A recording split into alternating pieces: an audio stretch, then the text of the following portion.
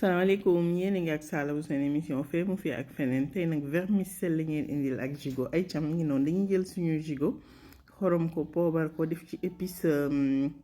barbecue voilà buñ ci defee épice barbecue enrobé ko ba mu normal lu ñuy def tout simplement mooy jël suñu roof di roof gigot bi gis nga fu ñu roof daal di jël sama ail fumé ndax damaa demoon marché yem ci ail fumé bi trop bon moom laay def ba ma roofee rek jël ci ail fumé bi daal di koy dugal ci biir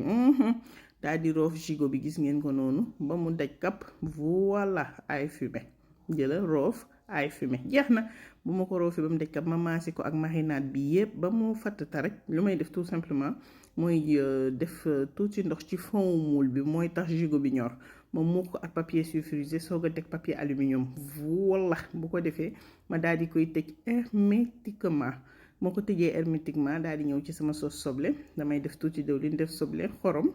tuuti sauce soja daal di bàyyi nag sama soble muy rissolé duma ko yàkkamti dama koy bàyyi muy rissolé di rissolé ba ma am doorit bi ma bëgg ma def ci kuddu nokkos def ci sànni ci poivron jaune rouge daal di continuer yëngal voilà bu ko defee ma laal ci tuuti ndox pour soble bi mën a tuqi am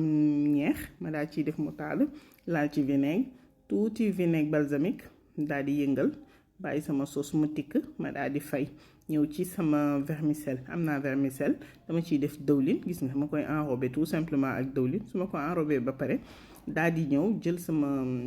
inde def ci sama vermicelle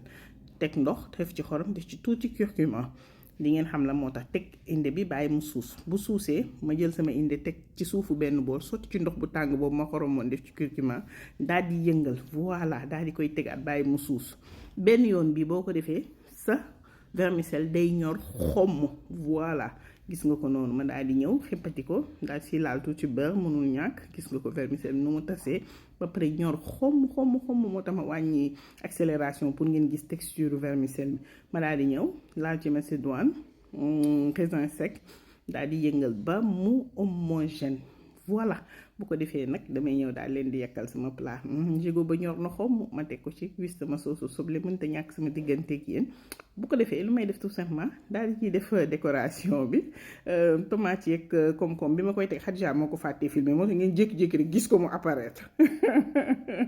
ay ca gis ngeen ko ñu def suñu tuuti macédoine def ci ay maïs cornichon oignon blanc olive dara wuutewu ko gis ngeen ko noonu mu neex bay bëgg a dee ñu daal leen koy présenter mais pourquoi pas lii ñu toggoo ci fête yi mais lii dafa neex mais dafa saaf